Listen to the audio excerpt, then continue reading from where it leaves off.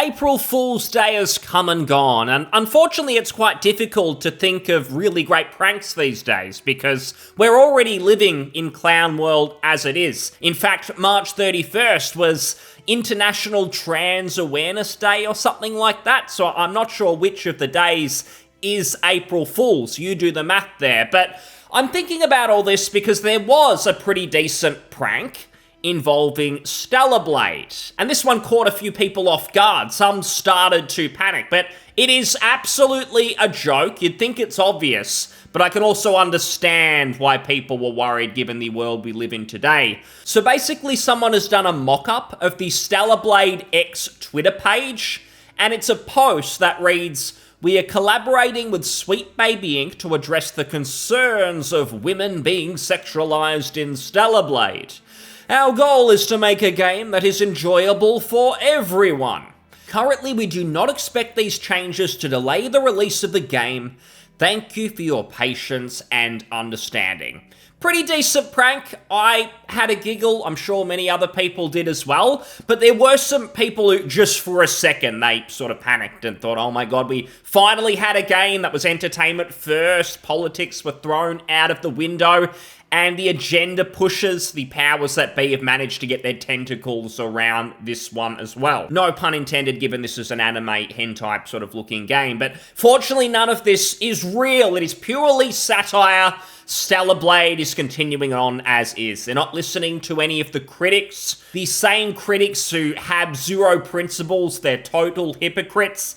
It's the sort of people who will tell you have to respect OnlyFans and people revealing themselves for money on Twitch, for instance. But then if there is a revealing character in a digital fake video game, it's the end of the world and feminism is literally going to die. But there is certainly more going on with Stellar Blade. So Eurogamer, another Kotaku, another Polygon mainstream video game outlet, they released an article about Stellar Blade.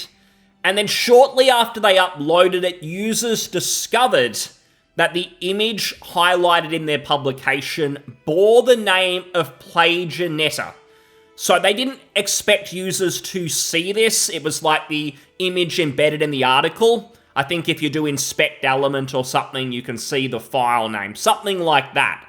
And it was called Plagianetta, which is then basically implying that Stellar Blade is plagiarizing Bayonetta. And I always find this interesting because the same people crying and going, oh my god, Stellar Blade is literally pornography, they were playing Bayonetta 1, 2, 3 for years, and you didn't hear a peep out of them. Even though the character in that game looks very similar to Eve from Stellar Blade, same sort of outfit, extremely revealing. Apparently it was totally fine then, and my theory is she wears glasses, so she's got the bookworm look, so it's okay, but the character in Stellar Blade doesn't, so it is the worst thing in the world. It's killing feminism, everything else. Even though, again, these people are hypocrites, they're literally happy for men to take over women from sport, but when it comes to this, oh my god, this is the biggest thing, the biggest deal. But it really just tells you the mindset of these people. Now, the article, I don't think it's even that critical of Stellar Blade, but the author behind it is like taking jabs at the game. Oh, it's totally copying Stellar Blade.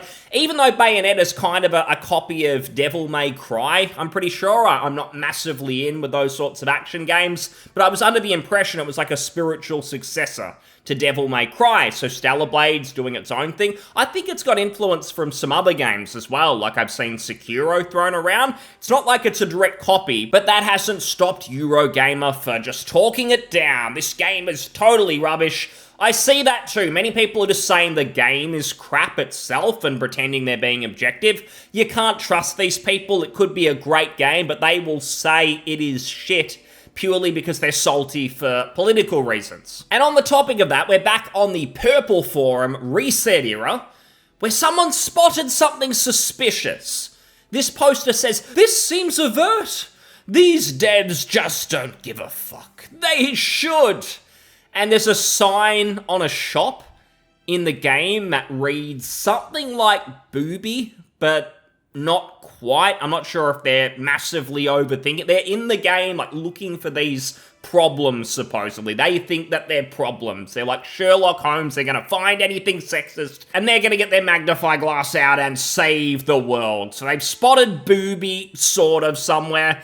And then someone says, they do give a fuck, the devs. They are actively misogynists. This is part of their vision. Oh my god, it's good versus evil. These warriors on Reset Era, they're literally saving lives here. This is incredible. And then unfortunately, someone was enjoying the game a little bit too much. And they say, all I can say is wow to this game. This might be the best PS5 exclusive since forever. The music's incredible, the overall vibe, visually, the game, it's got a certain soul, animations, the bobs there looking lovely, it's all fantastic, the combat is fun, so they're just having a good time with the game, that's all they're saying, no agenda pushing. User ban for 2 months, dismissing concerns surrounding sexism. They didn't say anything about that. It's not like they were leaning to the other side and they were saying, I love how she looks, those curves, oh my god, this is what I'm here for. He didn't say anything, he just said it was a fun game. He still got banned for 2 months. That's the mindset of this entire forum. The moderators, they are literally worse than Reddit mods. They are basically the Gestapo. Now, I did promise some crying, and we might have the worst of it here.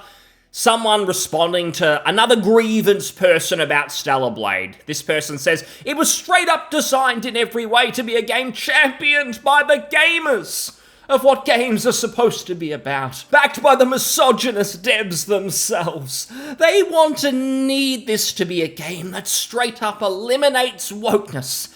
Characters like Abby from The Last of Us Part 2, Aloy from Horizon, and make games great again, TM. Coinciding perfectly with the SBI Sweet Baby Inc. Gamergate movement. So now you get the conspiracy theories. They're acting like a game, Stellar Blade, was in development for probably 3-4 years or something. I think Asian studios are much quicker at getting games out, it seems, than the Western studios, which is interesting because a lot of the Asian studios don't have any of this crap pushing the message, agendas, DEI, there's way less of it.